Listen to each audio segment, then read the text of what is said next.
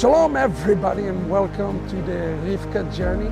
My name is Rabbi Dr. Itzhak Shapira. I hope that you enjoying every week going through this journey together with us. Rivka Remnant is now available in so many different languages, available for you. And the important things for you, for each and every one of us, is to take this journey through the different terrain, the different seasons that we are in right now. This very last season is called achariet. Achariet does not mean the end days, it means after the days, during the days. Which days? The days of the coming of the Messiah. Now, we have to understand that twice in the book of Jeremiah and the book of Proverbs, we see this term achariet mentioned, but it is mentioned in conjunction with another Hebrew word, is the word tikva, or hope. Now, when we think about achariet, we usually think about something that is negative, something that is bringing calamity and destruction. But what God is saying in the prophet Jeremiah is that those days are actually going to bring hope for all of us today. So how do we achieve the hopeful future rather than the future of the calamity? Well, the Torah teaches that it is that we who decide. It is us who choose. And how do we choose it? How do we decide it? How do we overcome darkness? In one Hebrew word that you have to learn today, you have the key for success in these last days. It's the word hitnagdut. Hitnagdut in Hebrew means resistance, ability to overcome the forces of darkness. And as it says in the book of Isaiah, he said to find the treasures that is found in darkness. That's what the prophet Isaiah said. What did it mean? That there is treasures of darkness. Isn't darkness something bad? Well, not necessarily. Not necessarily. If one can extract the sparks of holiness out of darkness, then his hitnagdut is successfully, we're able to find pure gold.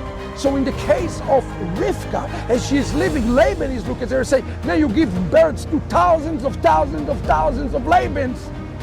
He is giving her actually a curse. He said, may you, again, the word Laban mean, although it's mean white, Lavan, like something is clean, his name is Arami, mean the swindler who appear clean. Who is the one who is appear clean as the angel of light, but he is really a swindler? There is none other than Satan himself. He is giving her a satanic blessing. He says, bring to birth many Satans to the world. That is actually what Laban is saying to Rivka. But Rivka is able to overcome the curse of her previous house. And how is she doing it? She is doing it with itnagdut. Itnagdut. Let me give you 3 principles of itnagdut today.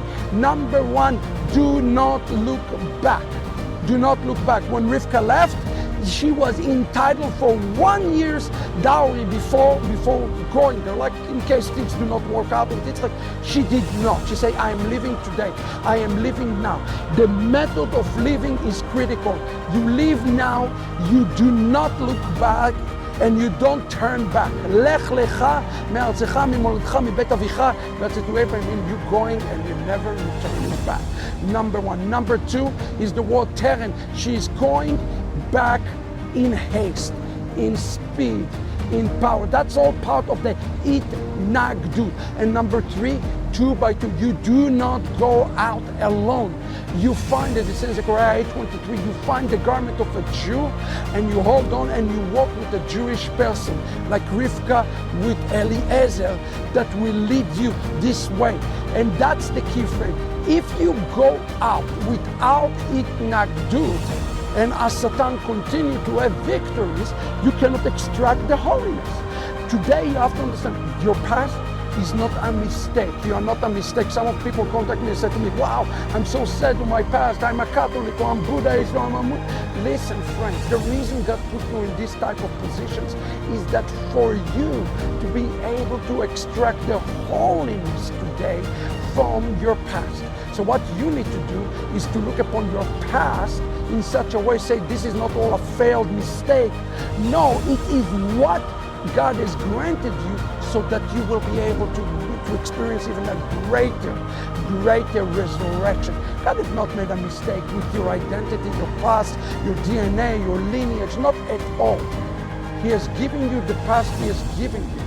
even if you have a bunch of swindlers like Lavan the Arami in your family, in your household, in your past, in order to extract holiness.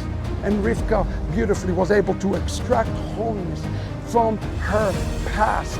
And yes, she extracted those holiness by bringing back those bridesmaids and to bring inside back something holy to the house of Itzhak. I want you to think about where did the water came?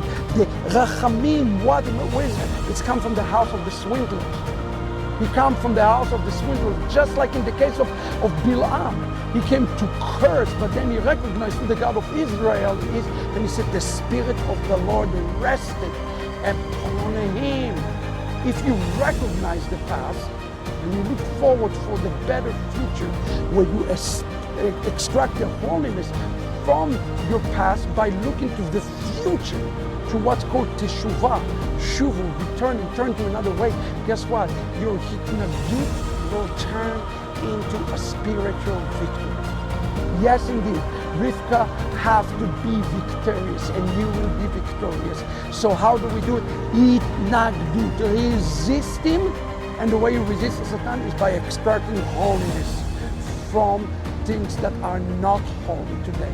Even in your life, in your surrounding, in your background, in your families, in your environment. There is holiness all around us. And the deeper you have to dig, the greater your hitnadut, resistance to Satan is. God bless you. Time for hitnadut of the remnant. Read the book. God bless you. Shalom, everybody.